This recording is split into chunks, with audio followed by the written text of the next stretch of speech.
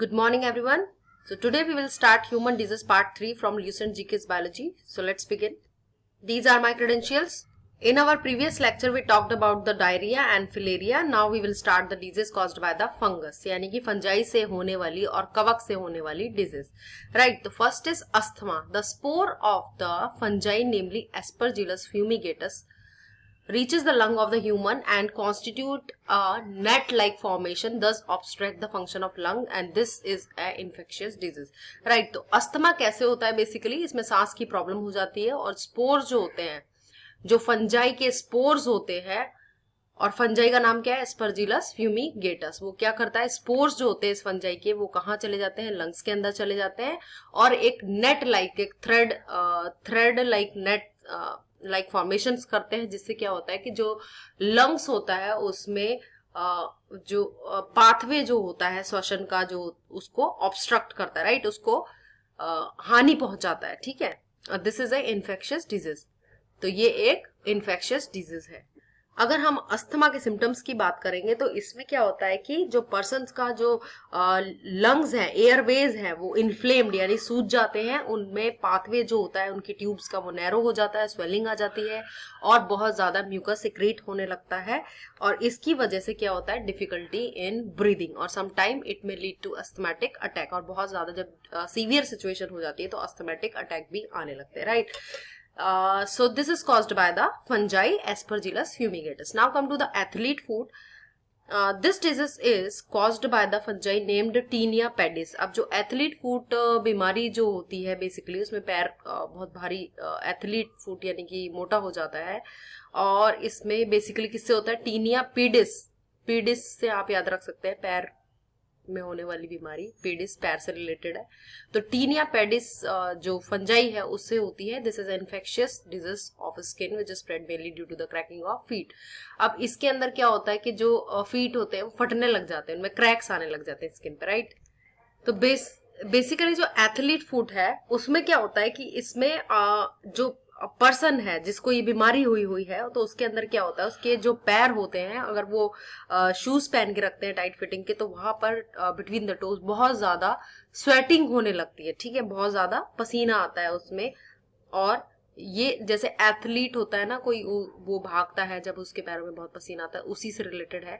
तो normal person के पसीना आना पैरों में बहुत ज्यादा और फिर स्मेल आना और क्रैक्स हो जाना बिटवीन द टोज, तो ये एक निशानी है कि पैर फट जाते हैं, क्रैक्स हो जाते हैं उसमें. तो उसको हम कहते हैं एथलीट फूट और फंगस से होने वाली इन्फेक्शियस डिजीज है. राइट.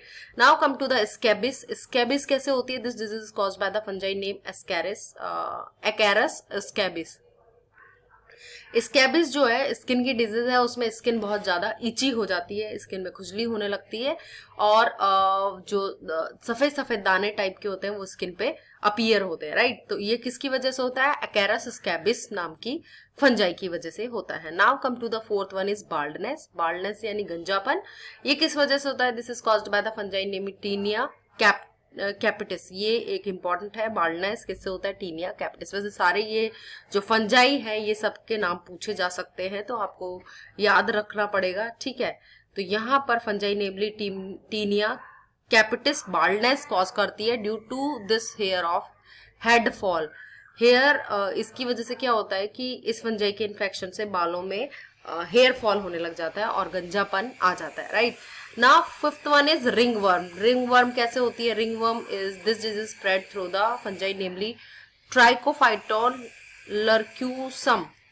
रिंगवर्म बहुत ही कंटाजियस डिजीज है, स्कल्प और स्किन की डिजीज है और इसमें बेसिकली ट्राइकोफाइटोन नाम की जो फंजाई होती है उसके थ्रू ये डिजीज होती है और इसमें बहुत ज्यादा इची और रेड स्पॉट्स होने लगते हैं. Round red spot found on the skin. ठीक है. और ringworm spread by the skin to skin contact और by touching an infected animal. ये किसी से भी हो सकती है. आप किसी इन्फेक्टेड पर्सन के स्किन पे टच करते हो और फिर उसके बाद आप अपने हाथ पे टच करते हो तो उसके थ्रू भी ये infection basically skin to skin touch से फैलती है. ठीक है. तो कंटाजियस डिजीज है. Now come to the some other disease like paralysis or hemiplegia. In this disease, within a few minutes, half of the body is paralyzed. The nerve of the paralyzed part became inactive. The reason of this is due to the high blood pressure, bursting of any nerve of the brain, or insufficient supply of the brain, right? Insufficient supply to the brain. तो जैसा कि इसका नाम बता रहा है paralysis और हीमीपैल्जिया, इसमें क्या होता है बेसिकली पैरालिसिस, कोई भी जैसे कि अगर the nerve of the paralysed part become inactive, जैसे हमारे बॉडी का कोई पार्ट है, सपोज उसमें नर्व है, ठीक है, हैंड की नर्व है सपोज, वो इनएक्टिव हो जाए नर्व, क्यों हो जाए, किस वजह से, या तो वो नर्व हाई ब्लड प्रेशर की वजह से बर्स्ट हो जाए, या फिर उसमें इनसफिशिएंट सप्लाई हो जाए ब्लड की, ठीक है, उसके अंदर ब्लड प्रॉपर जो क्वांटिटी है उसमें नहीं पहुंच रहा है, तो वो पार्ट हमारा क्या हो सकता है, पैरालाइज हो सकता है, ठीक है। तो इसमें बॉडी इज पैरालाइज्ड, ठीक है, विद इन फ्यू मिनट्स, अगर वो नर्व डैमेज हो गई है या वो नर्व में प्रॉपर ब्लड की उस ऑर्गन में सप्लाई नहीं हो रही, उस पार्ट में सप्लाई नहीं हो रही है, ठीक है, तो पैरालिसिस हो जाता है। Now come to the allergy. Some substance like sand, smoke, chemical, clothes, cold are dangerous to some person, and there are reaction in their body which causes various diseases, itching, pimples, swelling in the body, black spot, eczema etc. are the example of allergy, ठीक है।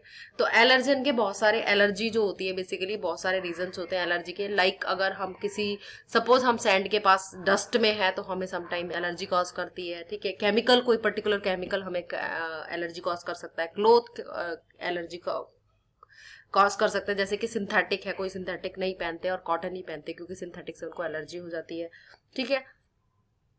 Sometime cold is also allergic to some people, cold की वजह से allergy होने लग जाती है, छींकें आने लग जाती है किसी से, ठीक है।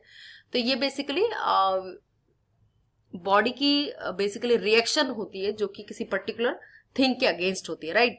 तो इसमें बेसिकली क्या होता है कि ईचिंग होने लगती है, जैसे एलर्जी होती है किसी सब्सटेंस, जैसे कि पॉलन आपने सुने होंगे, पॉलन ग्रेन से भी ईचिंग होती है, केमिकल कोई डाई होती है उससे भी ईचिंग हो सकती है। तो उसमें क्या होता है बेसिकली एलर्जी शुरू हो जाती है बहुत जल्दी, कभी कभी हमें स्नीजिंग आने लगती है, बहुत ज्यादा छींकें आती है, ठीक है, या हम समटाइम हमें ईचिंग होने लगती है उस पार्ट पे, ठीक है, कभी कभी हमें रैशेज होने लग जाते हैं बॉडी में और स्वेलिंग हो जाती है पूरी बॉडी पे, ब्लैक स्पॉट आ जाते हैं, एक्जिमा भी एक प्रकार की एलर्जी है जो स्किन डिजीज है, ठीक है। Now schizophrenia, this is mental disease which usually found in the youths.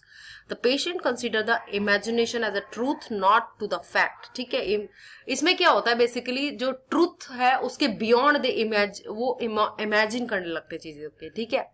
जैसे कोई कुछ फैंटेसी चीजें हैं जिसको हम, कुछ चीजें होती है जिसे हम कहते हैं कि ये हम इमेजिन करने लगते हैं, लेकिन रियल में वो होती नहीं है, राइट।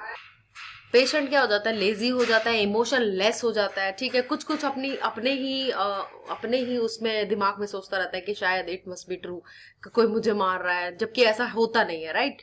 तो इस तरह की बीमारी को हम मेंटल से रिलेटेड इसको कहते हैं सिजोफ्रीनिया। Electropathy is helpful in this disease, इसके अंदर इलेक्ट्रोपैथी हेल्पफुल है, ठीक है। तो इलेक्ट्रोपैथी पे अगर नजर डाले तो क्या होता है बेसिकली एक न्यू सिस्टम ऑफ मेडिसिन है, ये एक नई तरीके से इलाज करने की इलेक्ट्रोपैथी एक पद्धति है, जिसमें क्या होता है कि बेसिकली बैलेंस, नियंत्रण रखा जाता है between the lymph and the blood of the disease person, यानी कि लिम्फ और ब्लड के बीच में एक कंट्रोल या नियंत्रण रखेंगे, उसको हम कहते हैं इलेक्ट्रोपैथी, ठीक है। Epilepsy, the disease is caused by the internal disturbance of the brain. इसमें एपिलेप्सी में क्या होता है कि जो ब्रेन होता है उसके उसमें इंटरनल डिस्टर्बेंस हो जाती है, right. In the disease form coming out of the mouth and patient fall down unconscious. इसमें क्या होता है, झाग, मुंह से झाग आना और पेशेंट अननेसेसरी क्या होता है उसका वो गिर जाता है और बेहोश हो जाता है, राइट। तो बेसिकली इसमें झाग आना और बेहोश हो जाना, क्यों, क्योंकि जो आपका ब्रेन है पर्टिकुलरली वो एक उसमें कहेंगे कि उसमें इंटरनल डिस्टर्बेंस आ गई है, राइट। और इसमें जो इंटरनल डिस्टर्बेंस आती है वो कैसे आती है कि जो नर्व सेल्स होती हैं ब्रेन के अंदर वो डिस्टर्ब हो जाती है और उसकी वजह से क्या होता है, समटाइम अटैक्स भी आने लगते हैं। तो एपिलेप्सी के कारण यही है कि या तो ये as a result of genetic disorder है, या तो जेनेटिक डिसऑर्डर से होती है, या फिर ये एक्वायर्ड ब्रेन इंजरी, अगर ब्रेन में कुछ इंजरी हो जाए तो भी ये प्रॉब्लम इनिशिएट हो जाती है, राइट। डिप्लोपिया, डिप्लोपिया का मतलब होता है डबल इमेज, ठीक है। तो इसमें क्या होता है basically, this is caused by the paralysis of muscles of eyes. Eyes की मसल्स में पैरालिसिस हो जाता है, उसकी वजह से दो इमेज दिखने लगती है, ठीक है। एक ही चीज की आपको दो इमेज दिखेंगे, राइट। Now come to the bronchitis, it is caused by the inflammation of tube leading from the wind pipe of the lung. Bronchitis में क्या होता है बेसिकली, इन्फ्लेमेशन हो जाती है किसमें, जो आपके लंग के अंदर जो ट्यूब जा रही है, ठीक है, ट्रैकिया जिसको कहते हैं, ठीक है, वो उस पे ट्रैकिया के अंदर, या हम कह सकते हैं कि जो विंड पाइप है बेसिकली उसके अंदर इन्फ्लेमेशन, उसमें सूजन आती है, तो ब्रीदिंग की प्रॉब्लम हो जाती है, ठीक है, उसको हम कहते हैं bronchitis. Now come to the cold, this is highly infectious disease and caused by the virus which result in a bad throat, headache and watery nose. ये सबको होता है कोल्ड में, ठीक है। ये इन्फेक्शन कैसे होता है, वायरस की वजह से होता है। इन्फ्लुएंजाइटिस या वायरस, इन्फ्लुएंजा वायरस की वजह से होता है, और इसके अंदर थ्रोट में थोड़ी सोरनेस आ जाती है, हेडेक होता है, ठीक है, वाटरी नोज हो जाती है। Colic, severe pain in the abdomen caused by the spasm of internal organ usually the intestine। Colic का मतलब बेसिकली पेन ही होता है, ठीक है। कोलिक पेन क्या होता है, एब्डोमेन के अंदर पेट में आपके जब दर्द होता है तो उसको हम कहते हैं कोलिक पेन, ठीक है। और कैसे होता है, internal organ usually the intestine, intestine के अंदर प्रॉब्लम, सीवियर पेन हो जाता है, होने की वजह से ये स्टार्ट होता है, right. Delirium, it is a serious mental disturbance occurring under the influence of poisonous drug. Delirium कैसे होता है, पॉइजनस ड्रग्स की टॉक्सिसिटी के कारण क्या होता है कि मेंटल डिस्टरबेंस हो जाती है, और स्लीपलेस, जो नींद आने की कमी भी हो जाती है, और बेसिकली इसमें अंदर कंफ्यूज हो जाता है इंसान, ठीक है, थिंकिंग उसकी सही नहीं रहती है, उसको हम कहते हैं delirium.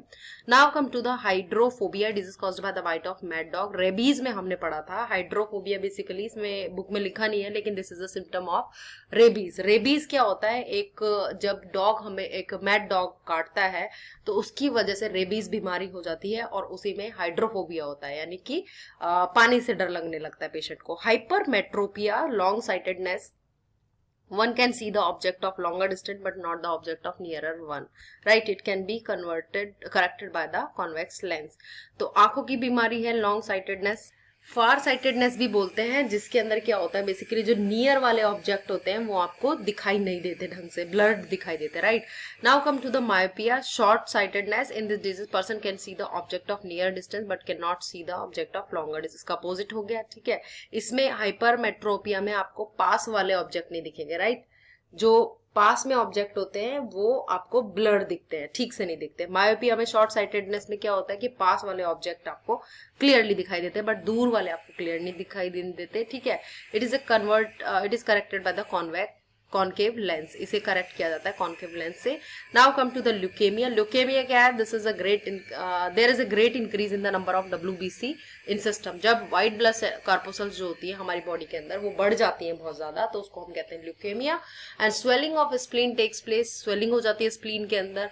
Death occur within few days, और डेथ भी हो जाती है, ठीक है। तो ये बेसिकली ल्यूकेमिया क्या है, इसमें इंक्रीज ऑफ WBC, राइट। इसको कैंसर भी बोलते हैं, व्हाइट ब्लड सेल या इम्यून सिस्टम का cancer, right. Now come to the migraine, an allergic disease in which there is a periodic attack of the headache takes place, it is incurable disease. इसमें क्या होता है basically, migraine में बहुत ज्यादा periodic मतलब एक फ्रिक्वेंट टाइम पे अटैक आने लगते हैं, जिसमें सर में दर्द होने लगता है, हेडेक का अटैक आता है, right.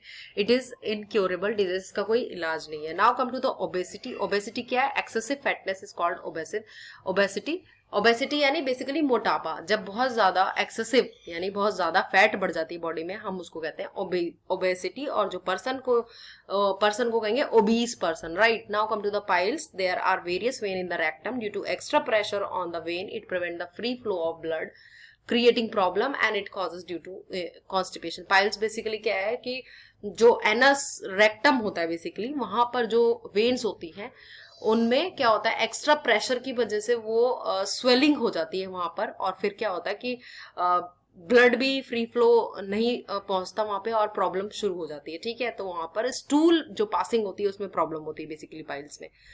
Now come to the rheumatism। The symptom of this disease is fever with joint pain, ठीक है। rheumatism क्या होता है, rheumatism है this is symptom of this is fever होने लगता है with joint pain. Joint pain में जॉइंट में पेन शुरू हो जाता है और फीवर होने लगता है, राइट। सो बेसिकली यहाँ पर पेन हो रहा है किसमें, जॉइंट्स और कनेक्टिव टिश्यूज में।